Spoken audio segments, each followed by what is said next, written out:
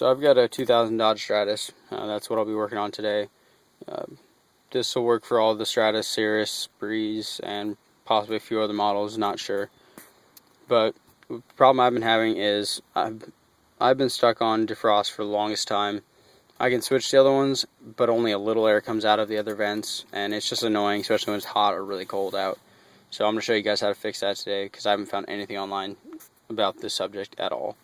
The tools you'll need is a Phillips P2, a Torque 25, 8mm wrench, and an 8mm socket. Obviously I've got my knife right next to it just because that makes life easier. Where you'll be working today is underneath the driver's side dash. You can see right here, I've already got pulled out. There's one screw that screws into the bottom of your panel right here. You'll need to take that out to free up your floor vent. It's only held in by that and squeezed on over here on this opening right up here. But yeah, you'll just pull that towards the door. It'll pop right off. Yours will come completely off, and you'll be able to throw it outside the car or in the back seat, something to get it out of your way of the work area.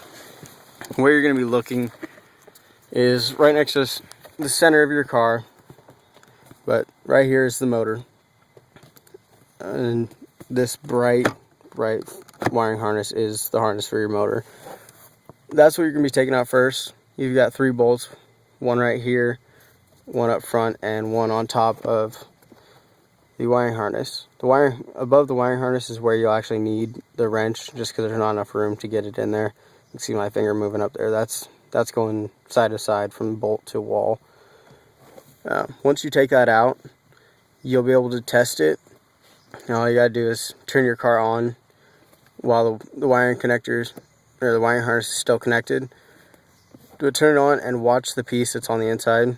And if it turns like it's supposed to, then it's working fine. If it doesn't, then that's the problem. That's what you need to change.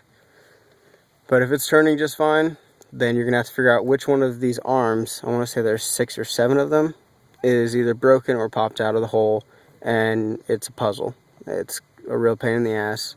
So make sure you take a good look at everything that's up there and make sure you put it right back as it is, because it's a pain. But mine is broken up there. That's the one that was broken on mine. There's one here that's towards the rear of the vehicle. There's one up above the pigtail, and that controls your up here by my middle finger. You can't see it obviously, but that's the one that controls your defrost vents, and that's the one that broke on me. And then this one down here, this big one, that controls your floor vents, and right in the center of that is where the torque bit comes in. But if you do need to take out these, and for some reason you put back the motor, make sure you take out the motor first, and then take off this torque bit. If you take off the torque bit and then you take this off, when you pull it out, it pulls everything with it and it falls down, and it's just a bigger pain in the ass.